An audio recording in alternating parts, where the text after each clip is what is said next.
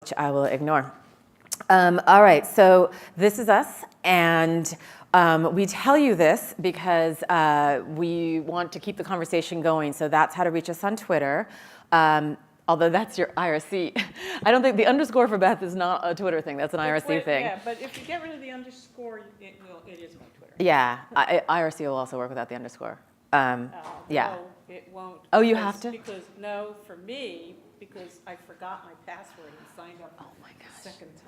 Okay, because I think you also get that underscore when you're signed in on 2 devices or something. But we'll have an IRC class later.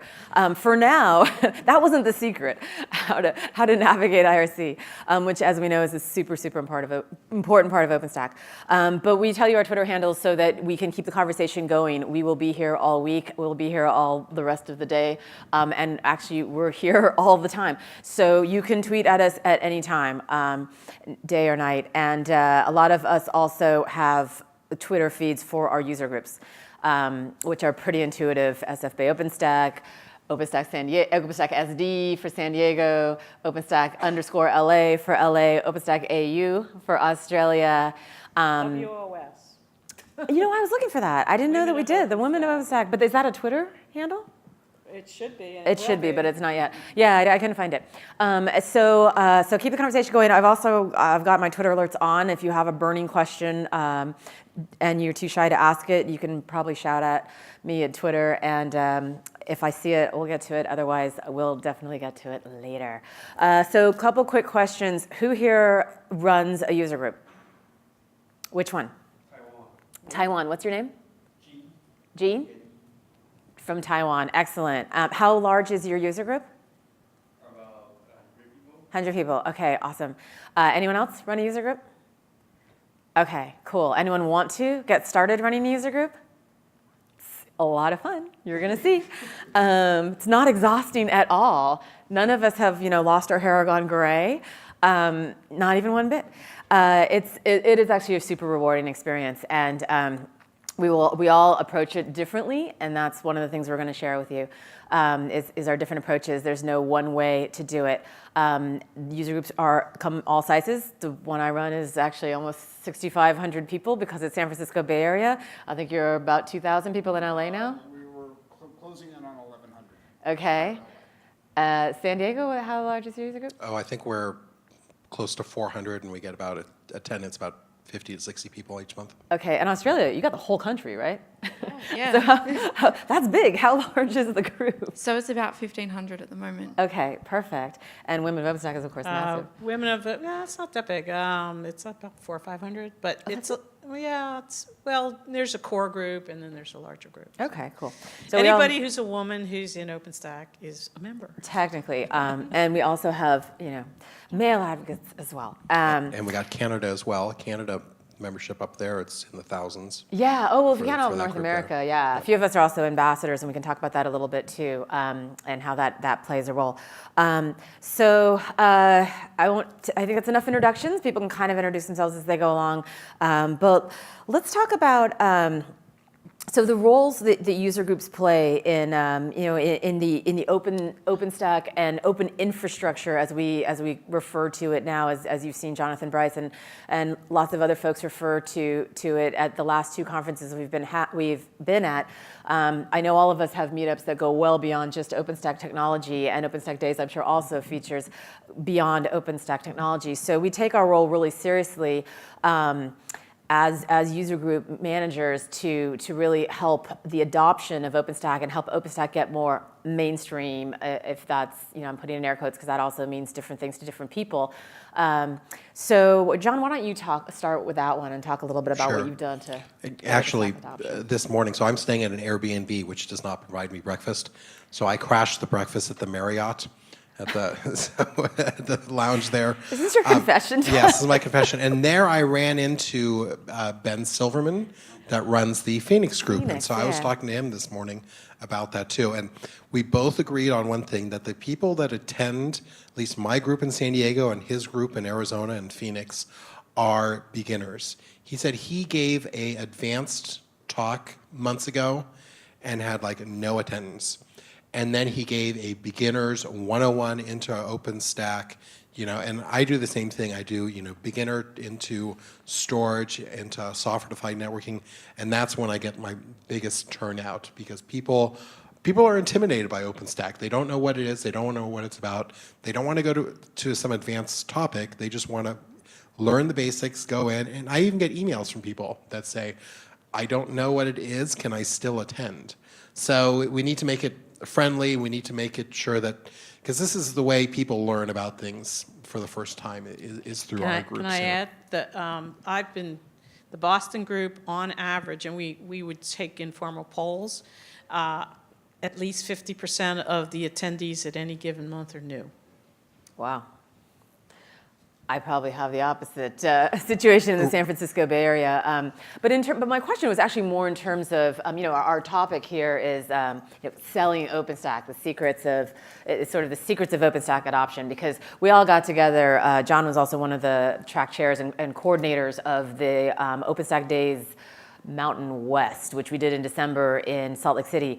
And the theme of that conference was the future of OpenStack. And we pretty much agreed by the end of it that the future of OpenStack is going to depend on OpenStack adoption.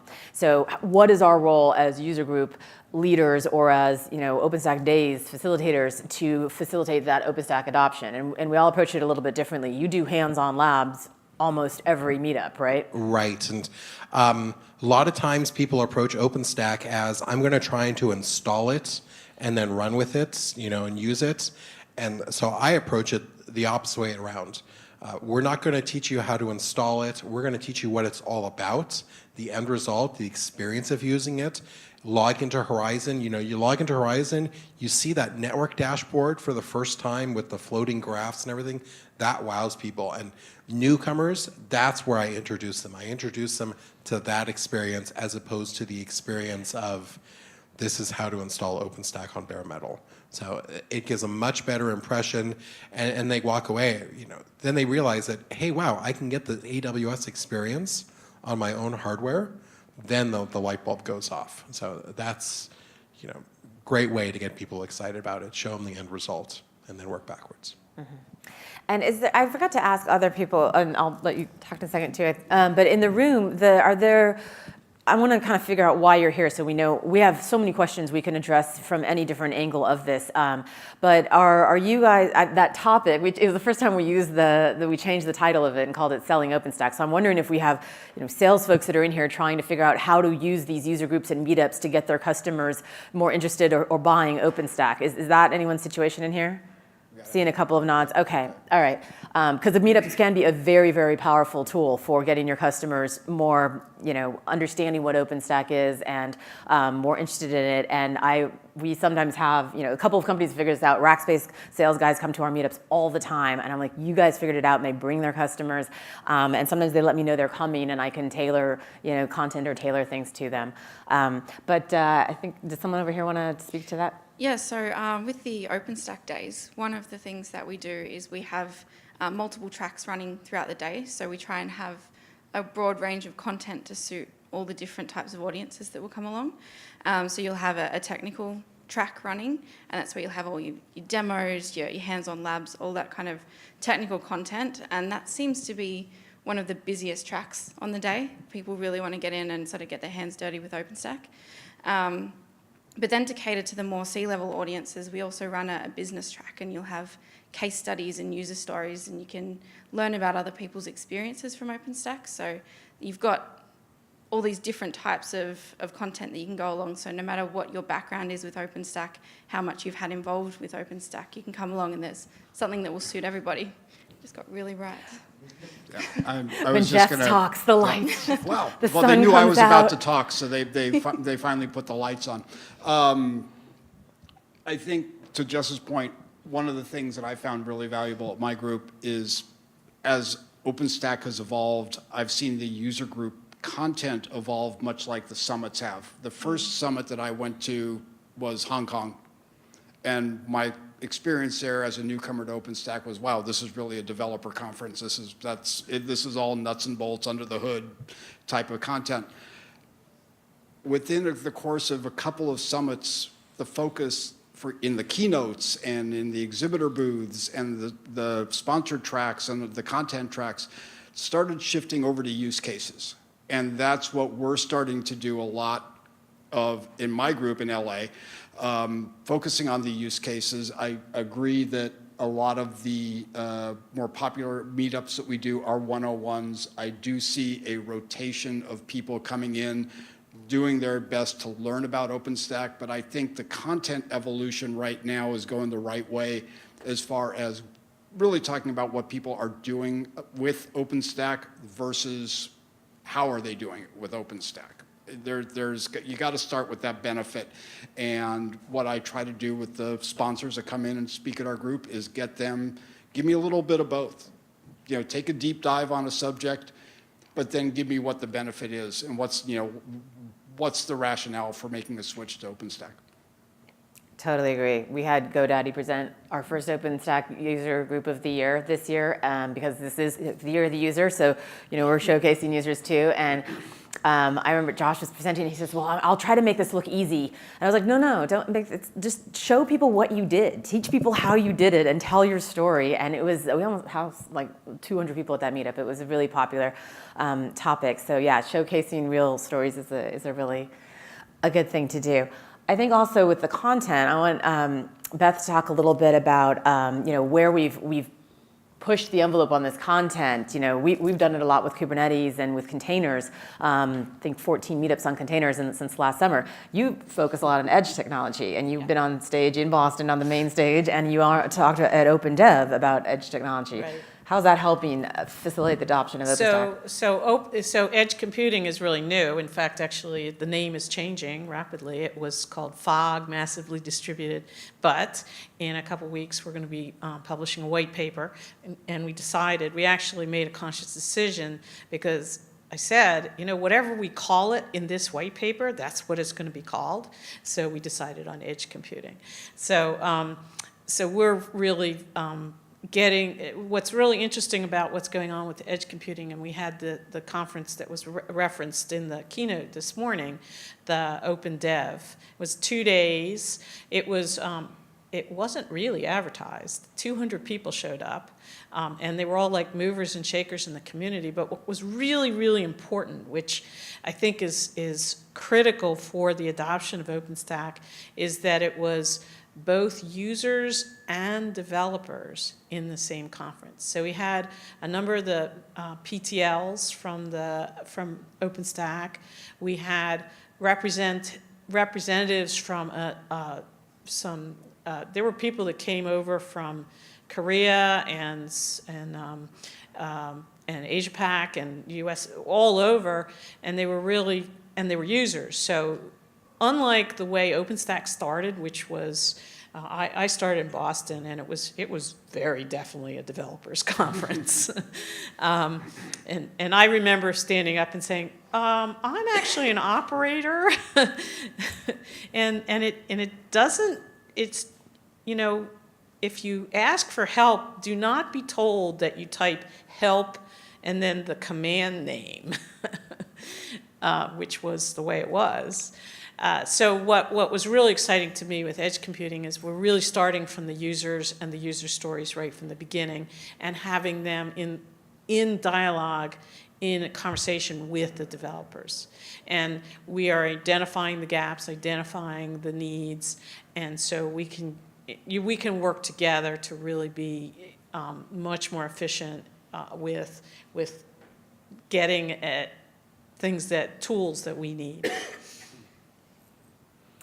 Yeah, no, I think that's super important. Also, I want to just kind of remind people who run user groups and also remind people who want to bring people to user groups, we're not just talking about OpenStack anymore. In fact, we're almost never just talking about OpenStack. For me, containers is a passion. That was one of the most important things about the OpenDev conference. Actually, it was not specifically an OpenStack conference. In fact, actually, there was a lot of conversation about other tools because edge computing you cannot dump an entire OpenStack environment on a box that has 2 cores on it and expect it to do anything.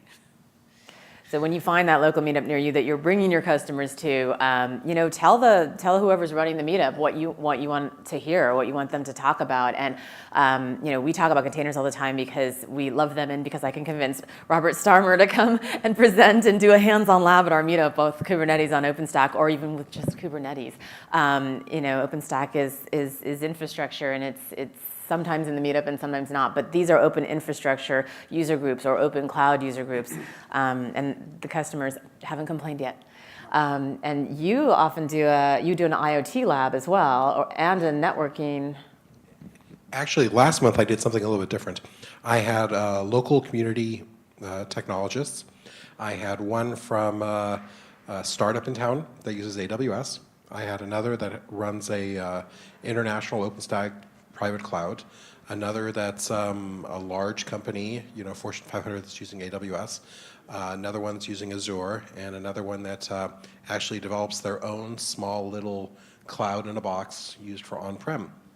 And I had my best turnout attendance there, and people really got a good understanding of why different groups went different ways. Why the OpenStack company that's running OpenStack picked OpenStack, and why the startup is running AWS. So people walked away of going, okay, now I understand what the benefits are for each of them and how they went through their decision-making process. So yeah, it wasn't a 100% OpenStack presentation, but people did walk away with a much better understanding of what scenarios OpenStack really does fit in well on.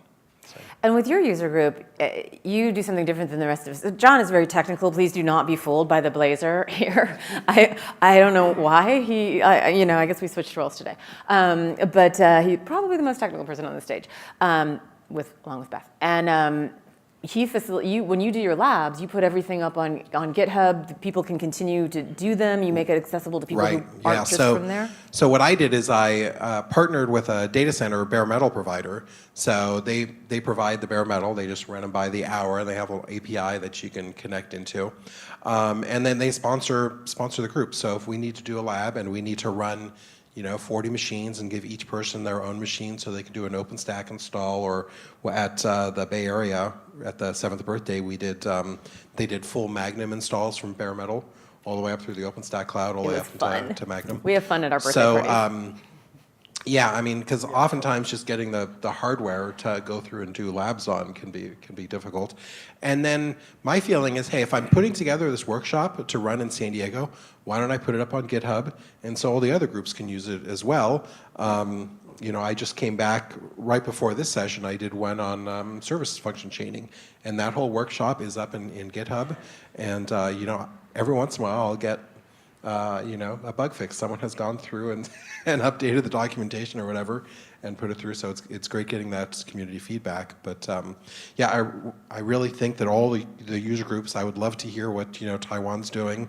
I went up to OpenStack Days in Canada and met Stacy, who's one of our new ambassadors up there, and he runs 4 groups.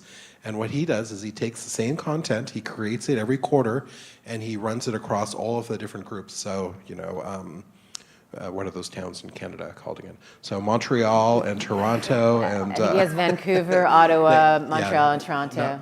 So Edmonton and Windsor, let's not forget. right. It does, So that's a great technique of being able to take the same content, and I think we need to do more of that within the community of taking content and sharing it across and getting that out, because we're all sort of teaching the same thing. So if someone here has customers that can they access your Right, so it's github.com/OpenStack San Diego. So, and there is a SDN tutorial, there's a security chains, we are doing a storage one, so it's, how to primer on the 3 major types of storage within OpenStack.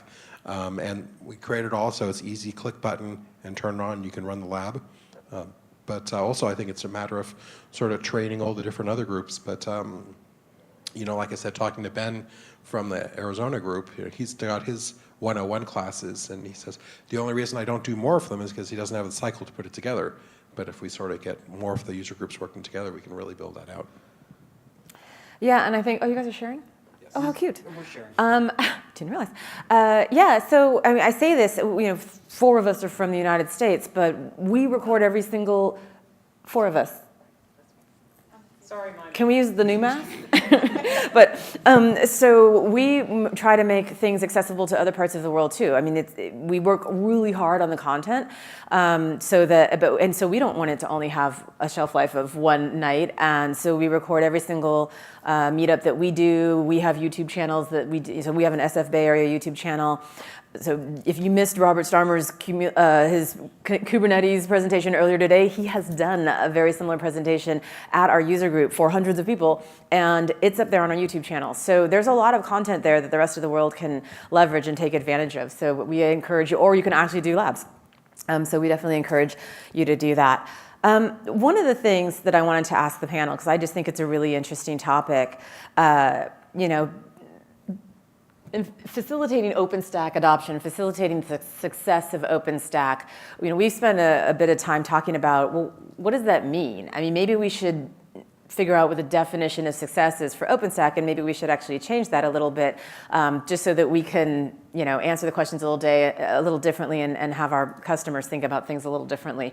So, anyone want to jump at that? I'm passionate about changing the definition of success in OpenStack, but I know we talked about this a little bit too. Beth's ready, I can tell. Yeah, I can. So I've been in the OpenStack community for a while. I joined I'm not one of the originators. I joined just about a year after it was founded. And I've seen tremendous change and in terms of success. So very early on, it was very definitely a bunch of developers. There were a bunch of startups. But there were startups that were kind of looking for customers. And some of them actually are no longer with us, and probably rightfully so, because OpenStack is a great idea, but the customers and the users are what make it successful.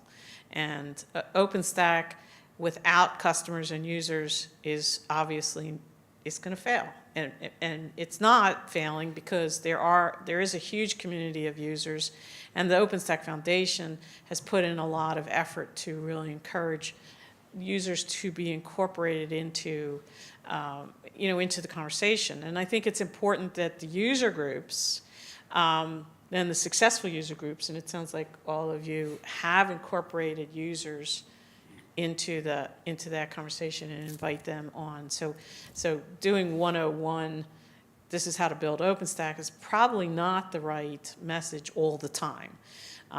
And it really needs to be more around use cases, and it doesn't have to be necessarily technical all the time either, because the users aren't necessarily technical. They're using OpenStack for business reasons, and they need to feel comfortable that OpenStack can be a cost-effective tool for their business objectives. And so it's important to incorporate that as part of the message. I think it's also cool to include startups and invite them to speak.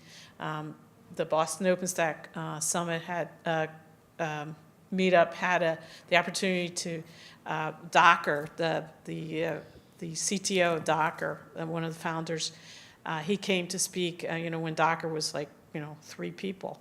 So it's kind of interesting to see, when he came and everybody listened about it. And I came away thinking, wow, this is pretty interesting, this container thing. Maybe it's got some legs. And, fast forward 4 years and definitely does have legs. Well, one of the biggest changes is the consumption model is different, right? I mean, so how is that affecting, what you're seeing in your communities? I'm going to let Jess talk. She's got the mic, and I can tell she's got something she wants to say. Okay, I was going to ask her the next question about just anyway, did you want us to address that question? I actually had to ask one of our sales guys the answer to this because I don't really know. So hopefully I'm not jumbling this up too much, but one of the things he mentioned is that people are no longer using OpenStack as a solution in itself. So it's not just using OpenStack, but they're incorporating other technologies into OpenStack. So whether it be NFV, whether it be container orchestration. So there's a lot more new and innovative ways that people are using OpenStack to solve a particular business case. Yeah, and I also, do you want to, okay, why don't you answer that Well, question? 'Cause actually, this was I have just regional specific yeah. questions for Jeff. Well, this is just, to me, another part of selling OpenStack. And when you think of selling, to me, naturally, the first thing you think about is customers. And I brought this up when we did this talk last in Boston, that part of selling OpenStack and making sure that we do what we can to make OpenStack successful is also nurturing the developer community. Now, I have a lot of people that come to my meetups, again, learning, at a 101 level, but it's more so from the standpoint of trying to figure out where they're going to invest their skills. There are a lot of different choices right now. Do I want to learn AWS? Do I want to learn OpenStack skills? Where should I focus my attention as a developer? So what I get is a lot of people who are coming to my meetups trying to figure out sort of a career path for their development. What do they want to be as a developer? And they're using the meetups to figure out, they're going to a Docker meetup, they're going to the OpenStack meetup. Where am I going to invest my time as a developer, and what's going to be my best options? So I think nurturing that developer community is another part of what we say selling OpenStack to make, ensuring its success. There you go. So nurturing developers, developers, they can only go and support so many technologies, right? They got to figure out, okay, what is the next hot thing that I want to jump on? Is it containers? Is it OpenStack? What is it? So you need to open the door and show them everyone that's using it and how they are using it. And so they realize that, okay, this makes sense because if I learn this, I can get a job at company X, Y, and Z. So oftentimes it's just telling them who is using OpenStack and how are they using it, and who local within San Diego is using it. One of the guys up on the panel I just had them go through and say, when you're hiring people, what sort of things do you look for? And the OpenStack guy was just like, well, I have a hard time finding people that have OpenStack experience. So you need to open the door and tell people, learn the OpenStack experience and there are opportunities. Good stuff. So before I open it up to questions, I just have one more question because, like I said, 4 of us are from the US, and it turns out OpenStack has sort of adopted and used differently around the world, and we see a lot more public clouds coming out of other parts of the world rather than the US, and a lot of them coming out of Asia. So when you focused your content for OpenStack Days, what was that? How did you have a lot of public clouds that you showcased? Did you, how did you figure out, what did you want to target? We probably didn't specify any in particular. A lot of the content sort of came about organically. So we had some sponsor sessions, so they were obviously promoting their own clouds. It was a combination, I suppose. There was not really any one particular. Because we see a lot of NFV, we see a lot of, what Beth presented from Verizon on stage in Boston was like kind of a tip of the iceberg of what we're seeing starting to be adopted out there with OpenStack, just a big use case. But I think we saw that slide today that Jonathan or Mark or somebody put on stage with all of those public clouds. This is something that people in the US are thinking, Amazon, Google, Microsoft, and they're like, okay, well, public clouds that don't run on OpenStack are more prevalent than public clouds that do. So In the US, that is actually true. Exactly, right. And we have to remind people. Right. Yes, the US, I know we think that we're the only country in the universe, but no, we're not. No, we do. No, we don't.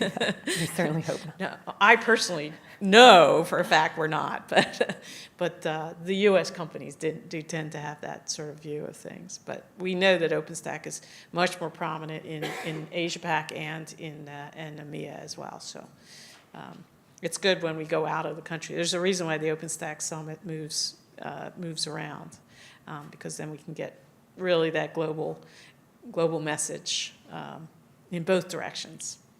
Yeah. I was hoping to go to a meetup while I was here to see if one of the public cloud providers is going to present. It doesn't happen at home. Okay. Anyone else want to address anything before we open it up? Do we have any questions? So I have a question for the audience. Okay. I know. I'm going to start asking. So how many here have gone to a local OpenStack meetup users group in the last year?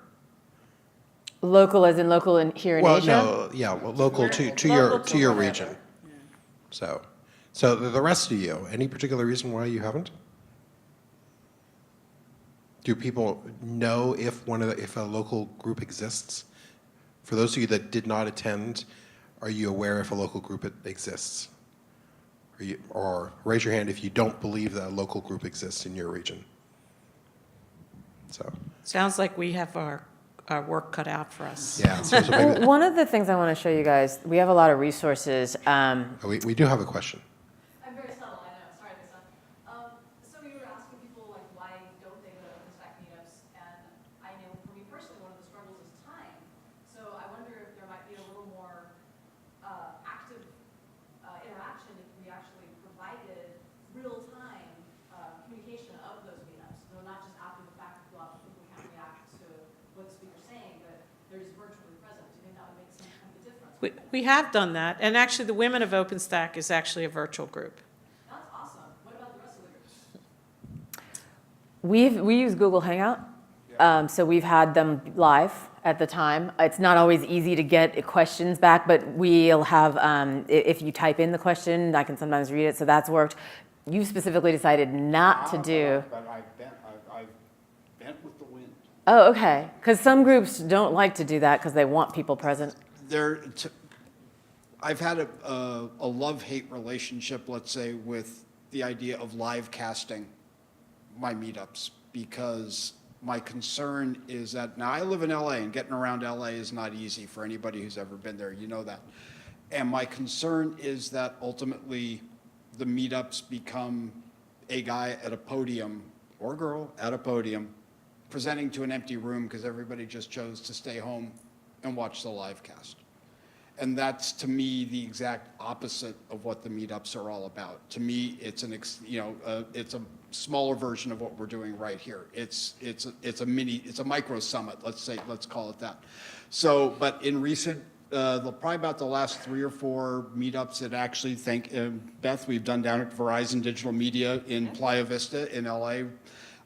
They've provided the ability to do live casting for us, so it is something that we're starting to build into what we do as a meetup. But as long as I don't see a drop in attendance, I'll continue to do it. But I still think that, you heard it a lot of times in the keynotes today, this is a community. And a bunch of people sitting at home watching a live cast, to me, is not necessarily a community. I'm gonna get a counterpoint, I can tell. I like that. It's just like, I don't Google very much, sorry. I don't want to distract you. You have another line of questioning you want to go on. I can always talk to you afterwards. Well, my fear is that if I move and start putting things online and start doing presentations, I'm going to get dwarfed by, San Francisco, right? Because you do a presentation and it's GoDaddy talking about how they use OpenStack, and me, And Docker on OpenStack was a good me meetup. local in San Diego. I'm not going to have a local San Diego presenter that's going to do that. And if I start doing online presentations, the crowd's going to get drawn to the San Francisco group. So I rely on doing it in person. So I get people there. They get to know each other. They get to know each other that's running OpenStack. You get that community feel there. And that's why the tactic of doing labs too. I mean, that's an in-person thing, and it's just more valuable if you're there. And I love that you do that. When we did our OpenStack 7th birthday party this summer, we mix it up every year and we try to do fun things. And I called John, to come up from San Diego. I called Robert and to come from San Jose. Almost the same commute when you drive or fly, in terms of traffic. And John did one on IoT and containers as well. Robert did one on containers, and we had the folks from Intel do a hands-on lab on networking and OpenStack. And so it was like a half-day birthday party, and then we did lightning talks, and we had cupcakes. Yes, we have cupcakes. So it was really a lot of fun, and people loved it. So I think, depending on what the content is, some of it is more conducive to being recorded and streamed, and some of it isn't.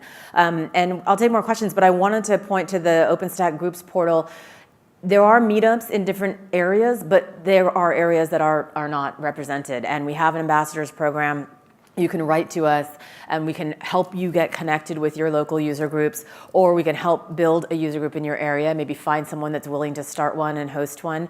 And again, it doesn't have to be just OpenStack. There's no environment that's just OpenStack. That's just not realistic. So this is open infrastructure. This is, we're all very big advocates for the open cloud. And we spend a lot of time, figuring out what that is and providing that type of content. But we will try to hook you up with your local groups. Where are you guys from? All the folks in the black over there. All from France? Oh, okay. Okay. I meant kind of what country? Okay. Oh, great. And you haven't been to a meetup? Oh, you have? Okay. I was going to say, talk to... They came to an OpenStack day. Yes. I was like, that's an easy connection. There, done, boom. Wow, we're good. Okay, anyone else? Where are you guys from? Oh my gosh. Well, there, geez. Go hang out with those guys. Do you know each other? No, but we're all here now. Because no one left at home. Who turned out the lights? Okay. The Canada meetup group, they have a very active Slack channel. So it's nationwide. So I could see Australia, doing that. And We actually recently started one. yeah. Yeah, only in the last month or so there is one. And it's a great resource for people that have questions, beginners and experts alike. And it's a very fast turnaround on people answering questions. I'm amazed at how friendly the Canadians are. So if I have questions, I don't ask in any U.S. Well, that's just station. because they're I go, Canadians. They're super friendly. Yeah, this would never work in the US. So that's a great way to solve the I'm too busy to go to a meetup, but still get that community sense on a Slack channel. Lots of ways to build a community. Any other questions? Kathleen? I had one more comment, and it just seems to me, and I'm coming at this from somewhat of an outsider's point of view, it seems like I'm hearing two different things. Because I liked we did this session, I love this session, but what I was mostly hearing was the importance of sharing what OpenStack is and the benefits it shares. But then in the Q&A we just had, I'm hearing, but no, it's about the local interaction in the community. So it's like you've got a two-pronged issue. So I think you either need to come to a consensus about what you really want this to be. Is it social or is it technical? It's both. You have Why both, can't it be both? and then you don't try to address it with just. So I can talk. So Women of OpenStack is definitely more social, and we are a virtual group. We do a combination of we have meetings every 2 weeks. We actually just recently switched to the IRC. We were doing them with using WebEx. And Beth's phone line. And my phone line. Well, Thank it's you my very official much. Verizon phone line, actually. But we recently switched to IRC, and once I figured out how I could get past the Verizon firewall. But that's neither here nor there. But it was very definitely more of a social-oriented group. We run activities at all the summits of various sorts, but they're very focused on mentoring and not particularly technical at all. On the other hand, the OpenStack Boston group is, I would say it's a combination of technical, because we always have speakers and they're generally technical, but it's also a networking group. It's an opportunity for people to come and, as you mentioned earlier, learn more skills. And people I've met at that, through going to that meetup, I still am friendly with, and I still, contact them, and they contact me for, for referrals or whatever. So I'd say it's really both. Yeah. And I know we kind of switched this topic a little bit, because normally when we deliver this, we are delivering it to people who are trying to start user groups and learn how to do that, and those are the type of questions, but we kind of threw a wrench into it when we changed the title a little bit, so probably why we sound like we're jumping all over the place. I know you've heard us approach this before, but I agree. I think it is both. Absolutely. Okay, I think we're out of time. Yeah, is that right? So I was waiting for someone to walk by with a 5-minute sign, but I have a clock too, and a watch, which says we're out of time. So thank you very much. You know how to reach us, and keep the conversation going, and we're here to help you. Let us know how. Thanks, everyone. Thanks, everybody.